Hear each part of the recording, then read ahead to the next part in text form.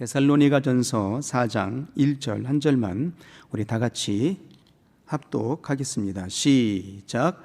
정말로 형제들아, 우리가 주 예수 안에서 너희에게 구하고 권면하노니 너희가 마땅히 어떻게 행하며 하나님께 기쁘시게 할 것을 우리에게 받았으니 곧 너희 행하는 바라 더욱 많이 힘쓰라. 아멘. 2023년도를 시작할 때가 엊그제 같은데 벌써 2024년도를 갈무리하는 마지막 제주에 이르렀습니다. 들여다보게 되면 모든 시간은 시작이 있고 끝이 있음을 발견하게 되는 거죠. 시작한다 했을 때에는 뭔가 기대가 있고 소망이 있기 때문에 환희가 있습니다. 감동이 있거든요. 창세기 1장은 성경의 시작임과 동시에 만물의 태동의 시작을 기록해내고 있는 장면들이 있습니다. 그 가운데 창세기 1장은 흑암이 공허하고 모든 혼돈의 세계 속에 하나님께서 만물의 태동을 알리는 그 창조의 역사의 시작을 선언하시는 장면이 나옵니다. 그 선언하시는 장면의 역사 속에 우리가 느끼는 감동은 무엇입니까? 흑암이 혼돈 속에 있었을 때에, 공허함이 있었을 그때에 하나님께서 선포하십니다. 빛이 있으라 라고 선언하시는 거예요. 얼마나 감동스럽습니까? 얼마나 환희가 넘칩니까? 윗물과 아랫물을 나누시고, 그리고 궁창이라 하늘을 궁창이라 칭하시고 모인물을 바다라 칭하셨어요. 그리고 바다에서 묻이 드러나라 하시니 드러난 묻을 땅이라 칭하셨죠. 그리고 궁창에는 일월성신을 넣으셔서 시간을 주관케 하시고, 그리고 바다에는 어족들이 있게 하시고, 땅에는 만물들이 자라가게 하셨어요. 이 모든 놀라운 장면들이 바로 만물의 태동의 시작이에요. 그 시작의 장면을 볼 때 어떤 마음이 듭니까? 와, 경이롭도다 함이에요. 위대하도다 함이죠. 소망과 기대의 부푼 역사가 담겨져 있기 때문입니다. 자, 그런데 성경에는 시작만 말하고 있는 게 아닙니다. 베드로후서 3장 12절 이하를 보게 되면 이제 만물의 마지막 때에 관하여서도 말씀하십니다. 마지막 그때에는 뜨거운 불에 하늘이 녹아질 것이고 체질이 뜨거운 불에 사라질 것이다, 이렇게 말씀하고 계시는 겁니다. 마지막 때예요. 이 장면을 읽는 모든 분들을 향하여서 묻는 질문이 있다면 어떤 마음이 드십니까? 라고, 마지막 때의 그 장면의 내력을 성경을 읽을 때 어떤 마음이 드십니까? 라고 묻는다면 대부분 10중 8구는 이렇게 말할 것입니다. 놀랍습니다, 안타깝습니다, 두렵습니다 라는 것일 겁니다. 그래서 마지막이라는 의미는 우리에게 회한이 있습니다. 이루지 못한 그 사실들 때문에 안타까움이 있는 거예요. 시작 때에는 놀랍게 부푼 기대를 안고 시작했는데 마지막이 되게 되면 이루지 못한 그 사실들 때문에 안타까움의 그 시간들로 우리를 짓누르게 되는 거죠. 마치 어린아이가 세상의 빛을 보게 태어나게 되면 그 부모가 얼마나 기뻐합니까? 왜 기뻐할까요? 새로운 생명이 잉태되었으니까 기쁨의 역사도 있습니다. 그런데 그 이면을 들여다보게 되면 그 아이를 향한 기대가 담겨져 있기 때문이거든요. 아마도 이 아이가 자라서 대통령이 될 수도 있어, 이 아이가 자라서 훌륭한 신앙의 기둥이 될 거야 라는 그 기대가 담겨있기 때문이에요. 그런데 생의 마지막 그의 끝자락에 놓여있는 그 숨을 거두기 직전에 우리의 모습은 어떠할까요? 그 기쁨과 환희가 있을까요? 모두가 다 아쉬움과 안타까움으로 그렇게 점철될 것입니다. 자, 그런데 마지막이라고 말하는 이 사실들 속에 말이죠, 오늘 우리가 2023년도 마지막 예배를 우리가 드리고 있는데 말이죠, 이 마지막이라는 의미가 꼭 그렇게 슬픔만 있느냐, 아쉬움만 있느냐, 안타까움만 있느냐? 결코 그렇지 않습니다. 우리 그리스도인들에게 있어서는 생의 마지막, 시간의 마지막은 어떤 세계를 열 수 있는 관문일까요? 바로 영혼의 세계를 열 수 있는 관문인 것입니다. 새로운 영혼의 세계를 향하여 출발하는 놀라운 시작의 기점이 되는 것이거든요. 그래서 우리에게 있어서 시간의 마지막은 영혼의 세계를 열 수 있는 새로운 소망의 출발인 것입니다. 그러므로 오늘 2024년도 12월 30일 마지막 예배를 주신 이 역사는 바로 내일도 다시 하나님께서 새로운 날을 열어주시고 새로운 새해를 열어주실 것이라는 기대가 엄청나게 담겨져 있는 시간이다 하는 겁니다. 그러므로 오늘 이 하루 속에서도 넉넉하게 믿음으로 달려갈 수 있는 아름다운 삶이 되시기를 주의 이름으로 소원합니다. 마지막이기 때문에 염세주의에 빠지지도 마시고요, 허무주의에도 빠지지 않았으면 좋겠습니다. 우리에게는 시간의 마지막이라는 그 굴레가 우리를 짓누를 수 없기 때문이에요. 다시 여실 새롭고 산길을 우리 하나님이 열어주신다라는 간절하고도 아름다운 역사가 펼쳐지기 때문이다 하는 것입니다. 오늘 데살로니가 전서를 봅니다. 데살로니가 전서는 당연 바울이 썼겠지요. 바울이 2차 전도 여행 때에 이제 에베소 지역을 지나서 빌립보 지역을 지나서 이제 데살로니가 지역에 이르게 되었을 때에 유대인 회당에서 3주 동안 이제 복음을 전하게 됩니다. 짧은 시간이죠. 많은 시간 머물러 있었던 게 아닙니다. 3주 동안 머물러 있다가 그곳에서 복음을 증거하게 되는데 그들이 복음을 듣고 정말 뜨거운 반응이 나타나게 됩니다. 그래서 그 뜨거운 복음의 역사 속에 교회가 태동되는데 그 태동되는 교회가 바로 데살로니가 교회예요. 뜨겁게 역사했거든요. 그랬더니 시기와 질투도 일어나게 됩니다. 유대인들에 의해서 사도 바울이 공격을 받게 되고 핍박을 받게 됩니다. 그 핍박이 너무 세서 그곳에서 머물지 못하고 이제 베리아 지역으로 이제 피하여 내려오게 됩니다. 베리아 지역으로 내려와서 복음을 증가하게 되는데 또다시 사도 바울의 일행들을 시기하고 질투하는 유대인들이 내려와서 다시 또 핍박하게 되는 겁니다. 그래서 이제 사도 바울은 그곳에 디모데와 이제 실라를 남겨두게 되고 그는 아덴으로 내려가고 이제 고린도 지역으로 이제 더 내려가게 되는 겁니다. 고린도 지역에 있었을 그때에 사도 바울이 마음에 품는 생각이 어떤 마음이었을까요? 데살로니가에 있는 교회의 성도들이 얼마나 기억이 남겠습니까? 3주 동안밖에는 복음을 증거하지 못했어요. 그런데 그들이 교회가 태동이 된 겁니다. 뜨거운 역사가 그 당시에 있었던 사실들이 생각나지 않겠습니까? 그런데 그들을 놔두고 피하여 내려오게 된 거지요.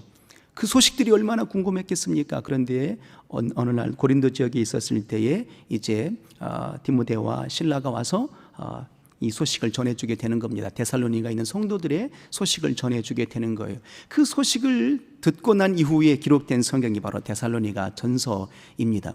그 소식을 들었을 때에 놀라운 소식을 듣게 됩니다. 어떤 소식을 들었을까요? 탁월한 인도자도 없었음에도 불구하고도, 탁월한 리더가 없었음에도 불구하고도 그들이 3주 동안 받았던 그 복음의 세계 속에 끝까지 말씀을 붙들고 뜨거운 신앙을 하고 있노라라는 그런 보고를 받게 됩니다. 그 역사의 내력을 데살로니가전서 1장 3절에 이렇게 기록합니다. 너희의 믿음의 역사와 사랑의 수고와 소망의 인내를 내가 아노라 했어요. 어떤 역사가 있었던 겁니까? 탁월한 리더도 없어요. 사도 바울의 전도 일행이 없습니다. 이제 그들이 말이죠, 복음을 듣고 3주 동안에 들은 복음을 가지고 그들이 그 말씀을 붙들고 있는 겁니다. 거센 핍박이 있었거든요. 환경이 녹록지 않았던 겁니다. 그런데 그 가운데에서도 신앙생활하게 되는데 흔들릴 법도 안 돼 말이죠. 믿음의 역사가 있었어요. 사랑의 수고가 있었다고요. 주 예수 그리스도를 향한 소망의 인내가 있었다고요. 이 소식을 들었던 겁니다. 더하여서 그들의 신앙이 정말 모든 사람들에게 본이 되고 성령의 기쁨으로 충만하여서 모든 마을들로 향하여서 모든 나라들로 향하여서 그들의 신앙생활이 소문이 나더라 하는 거였습니다. 선한 영향력, 거룩한 영향력을 끼칠 수 있는 믿음의 수준에 이르게 되었던 겁니다. 이 소식을 들었을 때 사도 바울이 얼마나 감동이 되었겠습니까? 그런데 좋은 소식만 있었으면 좋은데 말이죠, 또 안 좋은 소식도 듣게 됩니다. 안 좋은 소식은 바로 이런 거였어요. 그들이 종말에 관한 잘못된 오해들 때문에 신앙이 흩어지더라 하는 거였거든요. 왜냐하면 그 종말에 대한 오해는 바로 이런 거였습니다. 예수 그리스도의 재림이 속히 오실 줄로 알았던 겁니다. 그러니까 속히 오신다 하시게 되니까 어떤 마음이었겠습니까? 우리의 삶이 흔들리게 되었던 거죠. 신앙생활만 하면 되겠네. 내 개인적인 삶의 모습들보다도 오직 신앙생활만 매진하면 되겠네. 곧 주님 오시니까 모든 생을 포기하고 주님만 바라보면 교회 생활만 하면 되겠네 라는 그런 잘못된 오해가 있게 된 것입니다. 그리고 또 종말에 관한 잘못된 오해는 예수 그리스도 재림하시기 이전에 죽은 자들은 어떻게 됐을까 라는 그런 궁금함이 그들에게 큰 파장이 일어나게 되었던 겁니다. 그래서 오늘 데살로니가전서 4장 13절 이하를 보게 되면 재림하시기 전에 죽었던 자들에 관한 그의 논쟁에 관하여서 사도 바울은 이렇게 명쾌하게 답변을 내주게 됩니다. 형제들아, 자는 자들에 관하여서는 너희가 알지 못하면 우리가 원치 아니하노니 라고 이렇게 말하면서 16절에 주께서 호령과 천사장의 소리와 하나님의 나팔로 친히 하늘로 쫓아 강림하시리니 그리스도 안에서 죽은 자들이 먼저 일어난다 라고 했어요. 걱정하지 말아라. 신앙생활만 잘하면 된다라고 말하고 있는 겁니다. 그리고 이제 주님이 재림이 속히 오실 줄 알고 모든 생을 포기해버린 그런 잘못된 신앙을 하고 있는 인생들을 향하여서 사도 바울은 이제 그들을 향하여서 이렇게 잘못된 재림과 잘못된 이제 재림론에 관하여서 명확하게 설명된 내용들로 데살로니가 있는 성도들에게 서신을 보내게 된 겁니다. 우리도 잘못된 종말론에 빠지게 되면 어떻게 될까요? 우리 잘 아는 사건이 있지 않습니까? 1992년 10월 28일 그 다미선교회에서 뭐가 있다고 했습니까? 휴거 있다고 재림하신다라고 그런 큰 사건이 있지 않았겠습니까? 그 다미선교회라는 그런 말들 아마 여기 계신 분들은 다 아실 터인데 다가올 미래를 준비하라 뭐 이런 뜻이랍니다. 말은 참 좋습니다. 그런데 곧 주님이 오신다고 하니까 시한을 딱 정해놓고 10월 28일 1992년 10월 28일 주님이 재림하신다 하니까 그들이 어떤 신앙을 했을까요? 어떤 삶을 살았을까요?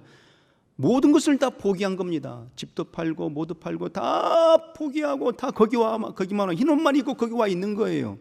그리고 자정이 되는 겁니다. 12시가 넘어가요. 얼마나 그들이 모습이 초췌해졌을까요? 이런 안타까운 모습들이 바로 이 당시에도 데살로니가에 있는 성도들의 모습들 속에서도 있었다는 겁니다. 그러면 오늘도 우리가 2023년도 마지막 제주 주일 아니겠습니까? 마지막이라는 이 의미 때문에 우리가 갖는 것들이 말이죠, 우리가 소망을 품으면 좋은데 끝이로구나, 절망이로구나, 회환이로구나 라는 것들만 생각하게 된다면 우리의 신앙이 온전할 수 없다는 겁니다. 그래서 오늘 본문 4장 1절에 다시 한번 보면 이렇습니다. 어떻게 출발하고 있을까요? 오늘 본문 4장 1절에 바로 종말을 준비하는 인생의 삶은 어떤 삶이어야 될까에 관하여서 마지막을 살아가는 바로 이 시대에 우리는 어떤 신앙이어야 될까에 대해서 사도 바울이 이렇게 기록하는 겁니다. 종말로 형제들아 라고 종말로라고 시작하는 거예요. In the last day라는 겁니다. 마지막 때에 형제들아 라고 지금 권면하고 있는 거예요. 이 종말이라는 의미가 어떤 것이겠습니까? 이제 마지막이 되었으니까, 주님 재림하실 때가 되었으니까 아무것도 하지 마. 그냥 교회에만 있으면 돼. 아무것도 직장 생활 하지 않아도 되고 처자식 먹여 살리지도 않아도 되고 주님 오시면 그 끝이잖아. 그러니까 아무것도 안 해도 돼. 이런 의미이겠습니까? 사도 바울이 말하고 있는 종말로 형제들아라고 이 말하는 이 종말로라는 이 단어의 표현의 의미는, 깊은 의미는 뭐겠습니까? 주님 오신다, 맞다, 주님 재림하신다. 그런데 그때는 알지 못한다. 그러므로 어느 때에 어느 시대에 임할지 알지 못하기 때문에 주님 재림하시는 그날에 주님 앞에 온전히 설 수 있는 신앙인이 될지어다라는 그런 의미 아니겠습니까? 이 시대를 살아가는 모든 그리스도인들이 간직하고 있는 신앙의 요체는 뭐겠습니까? 주의 재림을 기다리는 자들 아니겠어요? 주 예수 재림하심, 주 예수 강림하심을 기다리는 자들의 신앙의 모습이 오늘 이 시대를 살아가는 그리스도인들의 삶의 모습인 겁니다. 그러니까 주님 재림하실 때 우리는 어떤 모습으로 서야 되겠습니까? 점없고 흠없는, 하나님이 인정하실 만한 신앙의 모습으로 서야 되지 않겠습니까? 그래서 사도 바울은 그 믿음의 모습을 담아서 정말로 형제들아, 내가 간절한 마음을 담아서 주 예수 안에서 너희를 향하여서 권면한다라는 겁니다. 자, 그러면 우리가 이 마지막 때를 살아가고 있는 그리스도인들이 2023년도 마지막 주일을 보내고 있는 이때에 우리는 어떤 신앙의 삶을 살아야 될까 하는 거예요. 우리 주님이 우리를 향해서 어떤 신앙을 기대하고 있을까 하는 겁니다. 사도 바울이 오고 오는 모든 그리스도인들을 향하여서 천명하고 있는 정말로 형제들아, 내가 주 예수 그리스도 안에서 너희를 향하여서 권면하노니라는 그 권면의 메시지는 어떤 의미로 우리에게 권면하고 있을까요? 바로 마지막 때에 우리는 어떤 신앙을 살아가야 될까에 관하여서 지금 말하고 있는 겁니다. 자, 성경을 한번 보겠습니다. 4장 1절 자막 안 나옵니다. 4장 1절 성경을 열어서 한번 보도록 하겠습니다. 마지막 때에 우리가 힘써야 될 신앙의 본을 보여야 되는 그 모습은 어떤 삶일까에 대해서 명확하게 한 단어로 꼬집습니다. 자, 읽겠습니다. 다시 한번 시작. 정말로 형제들아, 우리가 주 예수 안에서 너희에게 구하고 권면하노니 너희가 마땅히 어떻게 행하며 하나님께 기쁘시게 할 것을 우리에게 받았으니 곧 너희의 행하는 바라 더욱 많이 힘쓰라 하였어요. 어떤 단어가 가장 우리의 눈에 깊숙이 쑥 들어옵니까? 마지막 때에는 정말로 형제들아, 내가 너희에게 간절하게 예수 그리스도 안에서 권면하고 부탁한다. 그 권면과 부탁의 내용이 무엇입니까? 주의 재림을 기다리는 성도의 삶의 모습을 담아내고 있는데, 주의 예수 그리스도의 재림을 담아내는 성도의 삶의 요체는 바로 하나님을 기쁘시게 하는 삶이다 하는 거예요. 하나님께 기쁘시게 할 것을 이라고 말하고 있거든요. 오늘을 살아가는, 이 시대를 살아가는, 곧 마지막 때를 살아가는 신앙인들에게 있어서 가장 핵심은 이런 겁니다. 내 육체의 기쁨이 아니고, 내 인생의 형통이 아니고, 그것보다 먼저 된 것은 하나님을 기쁘시게 할 수 있는 삶이어야 되는 거예요. 이것이 바로 주 예수 그리스도 재림하셨을 그때에 잘하였도다 칭찬받을 수 있는, 온전한 믿음의 모습으로 설 수 있는 아름다운 그리스도인들의 삶의 방향성인 겁니다. 마지막이니까 모든 것을 포기해야 되겠네. 한 해 동안에 내가 시작할 때 작정한 것이 있고 계획한 것이 있는데 하나도 이루어진 것이 없어. 그러므로 나는 아무것도 아닌가 봐. 이제 포기할 거야, 내려놓을 거야 라는 그런 시시한 마음들 갖지 마시고, 다시 오늘 우리에게 기회를 주시는 것은 주의 재림을 기다릴 줄 아는 인생의 삶을 살아가기를 원하시기 때문입니다. 그러므로 우리가 주의 재림을 기다릴 줄 아는 인생의 삶의 바른 모습은 하나님을 기쁘시게 할 수 있는 삶이어야 되는 거예요. 하나님을 기쁘시게 하는 삶의 모습이 결국은 뭐겠습니까? 하나님께 집중하는 삶 아닐까요? 신앙의 형식이 아니라 신앙의 내용이 있는 삶을 하나님이 기대하신다라는 겁니다. 어찌 보면 우리가 이렇게 예배하는 것은 신앙의 형식일 수 있습니다. 이 예배는 우리가 하나님 앞에 예배하는 이 말씀을 듣고 예배 찬송하는 이 모든 모습들은 형식에 준한 형식일 수 있다 이 말입니다. 그러면 내용은 뭐겠습니까? 삶 속에서 펼쳐지는 영광의 열매여야 되지 않겠습니까? 삶의 예배가 진실한 내용인 거죠. 그래서 지난 일주일의 모든 삶의 내용을 오늘 이 형식에 담아서 하나님께 봉헌하는 겁니다. 그러니까 삶의 예배가 무너진다는 것은 신앙의 내용이 없다라는 거예요. 신앙의 내용이 없고 형식만 있는 신앙을 하나님을 기쁘시게 할 수 있겠는가? 하나님이 기뻐하시겠는가 하는 겁니다. 마태복음 25장에 보게 되면 천국의 비유에 대하여서 이제 말씀을 하시게 됩니다. 어떤 이들이 천국에 갈 수 있겠느냐? 24장과 25장에 아주 빼곡하게 많은 비유들을 통해서 말씀하십니다. 먼저 마태복음 25장에 보게 되면 우리가 잘 아는 10처녀의 비유가 나와요. 지혜로운 5처녀와 미련한 5처녀의 비유가 나옵니다. 지혜로운 5처녀와 10처녀에게 어느 날 신랑이 온다라고 이제 선언이 됩니다. 그랬더니 이 지혜로운 처녀와 미련한 5처녀들이 이제 신랑을 맞으러 나가게 되는데, 지혜로운 5처녀는 등과 기름을 준비해서 가고, 미련한 5처녀는 신랑이 속히 올 줄 알고 기름은 준비하지 않고 등만 가지고 가는 겁니다. 그런데 어떤 역사가 일어납니까? 신랑이 더디 와요. 미련한 5처녀들의 등이 좀 등불이 꺼져가는 겁니다. 그 시기에, 꺼져갈 그때에 신랑이 오신다 하게 되니까, 등이 꺼져가니까 어떤 마음이 들겠습니까? 지혜로운 5처녀들에게 우리에게 기름을 좀 빌려달라 하게 되니까 안 빌려주겠죠. 그래서 그들이 기름을 찾으러 가게 됩니다. 그때 신랑이 문을 열고 들어온다 이 말입니다. 여기서 등과 기름의 의미를 우리가 생각해 볼 필요가 있는 겁니다. 지혜로운 처녀를 왜 지혜롭다 했을까? 등과 기름을 준비한 자를 지혜롭다 했다 이 말입니다. 등은 형식인 겁니다. 등이 빛을 내는 게 아니잖아요. 등이 빛을 내려면 뭐가 필요하겠습니까? 기름이 필요한 겁니다. 그 기름이 내용인 거예요. 신앙의 내용을 간직한 인생이 지혜롭다 하는 것입니다. 신앙의 내용이 없다면, 형식만 갖고 있다면 하나님을 기쁘시게 할 수 없는 겁니다. 그래서 바로 지혜로운 다섯 처녀는 신앙의 형식뿐만 아니라 등만 준비한 것이 아니라 기름도 준비한 거예요. 신앙의 내용을, 신랑을 맞이하기 위해서 전심으로 준비했던 겁니다. 이런 온전한 신앙인이야말로 신랑을 맞이할 수 있는 준비가 된 자들인 거예요. 마태복음 24장에 보게 되면 어떤 사건이 나오게 됩니까? 두 사람이 밭을 갈다가 한 사람은 데려감을 당하고 한 사람은 노아듬을 당하게 되고, 또 집안에서 맷돌을 갈다가 한 사람은 데려감을 당하고 한 사람을 남겨둠을 당하였다라는 장면이 나온다 이 말이에요. 그러면 어떤 이는 들림을 받고 어떤 이는 놔둠을 받았다라는 사실들 속에 무엇 때문이었을까 하는 겁니까? 무엇 때문에 누구는 남고 누구는 올라가게 되었을까 하는 거예요. 그 이유의 핵심도 저는 바로 신앙의 내용이다 하는 거예요. 내용의 차이인 거예요. 우리가 선물을 받으면 포장지가 예쁩니다. 그런데 그 포장지 예쁘다 해서 그 안에 있는 내용물을 확인도 하지 않고 그냥 보관만 합니까? 어떻게 합니까? 포장지가 아무리 예뻐도 중요한 건 뭐예요? 그 안에 들어있는 내용물인 거예요. 그 안에 들어있는 내용물을 보고 우리가 기뻐하고 감사할 줄 아는 거죠. 포장지는 아주 예쁜데 열어보니까 내용은 비어있어. 어떤 마음이 들까요? 감사의 마음이 들까요? 분한 마음이 들까요? 당연한 건 아니겠습니까? 하나님도 마찬가지예요. 교회는 열심히 다니는데 내용은 하나도 없어. 성품도 바뀐 것도 없고 본을 보이는 것도 아니고 언행심사가 변화되는 것도 아니고 말이에요. 내용이 없기 때문에 그런 것 아니겠습니까? 그래서 중요한 것은 하나님을 기쁘시게 할 수 있는 신앙의 역사는 뭐냐? 신앙의 내용을 채우는 거예요. 그래서 하나님을 기쁘시게 하는 자의 대표적인 인물이 바로 히브리서 11장의 믿음의 선진들에 관한 내력이 나오게 되는데, 가장 첫자락에 나오는 믿음으로 에녹은 이렇게 시작하게 됩니다.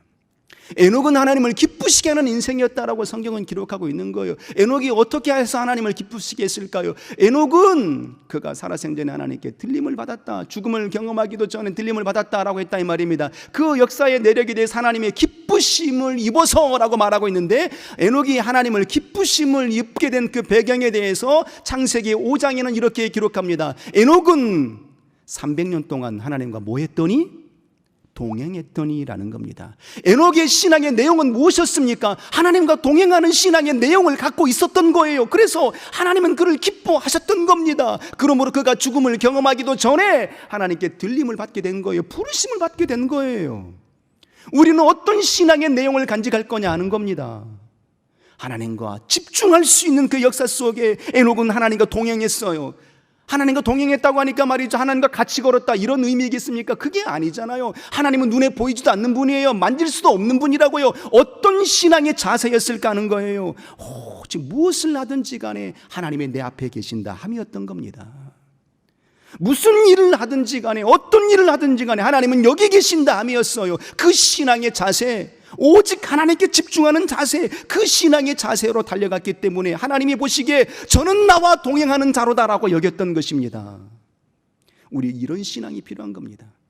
2023년도를 갈무리하고 다시 새롭게 2024년도를 주님이 환희의 참 모습 속에 열어주실 겁니다. 그러면 우리는 어떤 신앙을 해야 되겠는가 하는 거예요. 오늘이 지나가니 내일도 올 것이다, 날마다 다람쥐 쳇바퀴 도는 인생들인 것처럼 내일도 해가 뜨겠지라고 그렇게 시간을 덧없이 떠내려보려는 인생으로 족한 것이 아니라 하나님 앞에 집중하고 하나님과 동행할 수 있는 에녹과 같은 인생이 되기를 주의 이름으로 소원합니다. 보십시오. 아브라함의 인생도 하나님의 기뻐하심을 입습니다. 그래서 하나님의 기뻐하심을 입어서 그가 어떤 존재가 됩니까? 믿음의 조상이 되잖아요. 어느 날 하나님께서 그의 나이 75세에 갈대아 우르 지역에 살았을 때 하나님이 아브라함을 불러내십니다. 그리고 네 아비와 본토와 친척을 떠나서 내가 내게 지시한 곳으로 가라 라고 명하세요.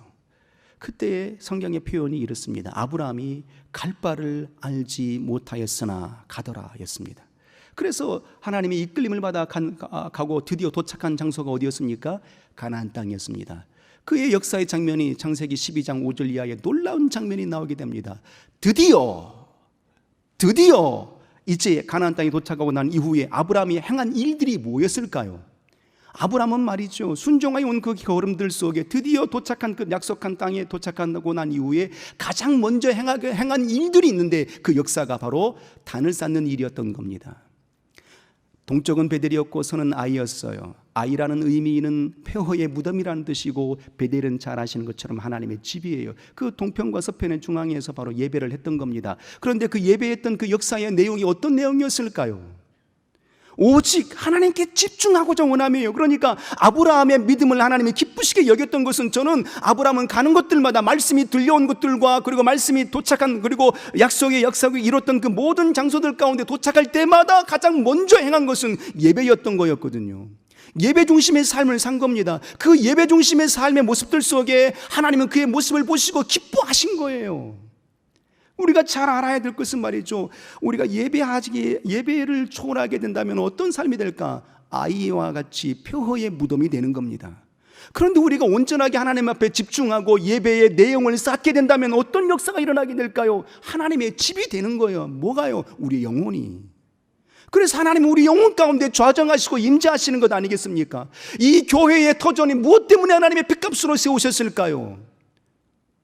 교제만 나누는 곳으로요? 그렇지 않잖아요. 하나님께 우선하여 집중할 수 있는 예배 성공이 이루어질 수 있는 처소인 겁니다. 끝까지 우리의 삶의 신앙의 내용은 그래서 예배여야 되는 거예요. 하나님 우리 인생을 왜 지었겠습니까?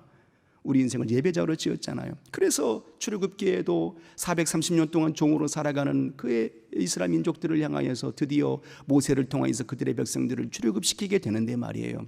그 출애굽의 요체, 그의 이유, 왜 그들을 구원하여 이끌어내셨을까에 관한 내용을 모세가 바울왕에게 그렇게 선언하잖아요. 하나님의 말씀을 대언하여 선언하는 겁니다. 내 백성을 보내라. 내 백성이 광야에서 나의 희생의 절기를 지키리니, 내 백성이 광야에서 나에게 절기를 지키리니, 내 백성이 광야에서 나에게 예배하리니 내 백성을 보내라라고 천명하는 겁니다. 그래서 하나님께서 이스라엘 백성들을 애굽 땅에서 구원하여 내신 그의 이유는 잘 먹고 잘 살게 하기 위해서 가나안 땅으로 이끌어내심이야, 이 정도가 아닌 거예요. 그 중심의 핵심은 신앙의 내용인 것이거든요. 하나님을 경외하고 하나님을 경배할 수 있는 삶의 예배자의 모습으로, 온전한 예배자의 모습이 될 수 있도록 그들을 가나안 땅으로 이끌어내신 겁니다. 그러면 오늘 이 시간에 하나님은 우리를 향해서 무엇을 원하고 기대하실까요? 왜 우리에게 또 다른 24시간의 시간을 여시고 한 해의 시간을 열어주실까요? 내가 성공하지 못했으니 내 인생을 성공하라라는 의미로 열어주실까요? 그것만이 아닌 겁니다. 신앙의 내용을 채울 수 있는 기회로서 우리에게 주시는 겁니다. 그러므로 하나님께 집중하시고 온전히 하나님과 동행하시고 더 나아가 철저하게 하나님께 예배할 수 있는 그런 삶이어야 되는 겁니다. 이 삶이 하나님을 기쁘시게 할 수 있는 삶이다 하는 겁니다. 17세기에 로렌스라는 형제가 있었어요. 하나님의 임재 연습이라는 책 속에 보게 되면 로렌스 형제가 나오게 되는데요. 30년 전쟁에 참여해가지고 전쟁에서 다리에 부상을 입고 장애인이 됩니다. 인생의 허물을 느껴요. 그래서 하나님을 발견하고 싶은 마음에 프랑스 한 수도원에 들어가게 됩니다. 그런데 이제 평신도이기 때문에 수도사가 될 수가 없어서 식당에서 이제 일을 해요. 봉사한다 이 말이에요. 한때는 식당에서 봉사할 때 왜 내가 이런 허드렛 일을 하려고 여기 왔는가라고 그렇게 한탄도 해봤지만, 그가 일하면서 깨달은 역사의 분량이 바로 이런 겁니다. 내가 이 작은 소소한 일을 한다 할지라도 하나님이 여기 계시니, 하나님 앞에 서 있다라는, 하나님께 집중하여 내가 일을 하게 된다면 내가 계란 후라이를 하나 붙여도 성찬식과 같은 것이고, 내가 이 작은 일을 할지라도 하나님이 여기에 임재하신다라는 사실로 그가 신앙을 한 겁니다. 그래서 수도 원장도 그와 같이 서신을 나누고 교제를 나누고 그렇게 서로 상담할 정도의 수준이 된다 이 말입니다. 우리가 어떤 일을 할지라도 하나님과 집중할 수 있는 그런 삶의 모습으로 2024년도를 여시기를 주 이름으로 소원합니다. 이 신앙이 하나님과 동행하는 삶이어야 되는 것이고, 이 신앙이 하나님께 예배하는 삶이어야 되고, 이 신앙이 주 하나님께 순종의 삶이어야 된다 하는 겁니다. 이때 주의 교회가 든든해질 겁니다. 이때 우리의 영혼이 온전케 될 것입니다. 바로 주의 재림을 기다리는, 준비하는 인생의 아름다운 삶의 모습일 겁니다. 이와 같은 삶으로 살아가시기를 주 이름으로 축복합니다. 기도하겠습니다. 우리 시간 기도할 때 생명의 하나님 아버지, 일평생 우리의 모든 삶은 주만 바라볼 수 있는 삶이 되게 도와주옵소서. 하나님께 집중함으로 일평생 주의 재림을 준비하며 달려가는 인생이 되게 허락하여 주시사 에녹처럼 주님과 동행하게 하여 주옵소서. 아브라함처럼 예배하며 순종하는 삶으로 달려가게 하여 주옵소서 하고 우리 합심하여 기도합니다. 생명의 하나님 아버지,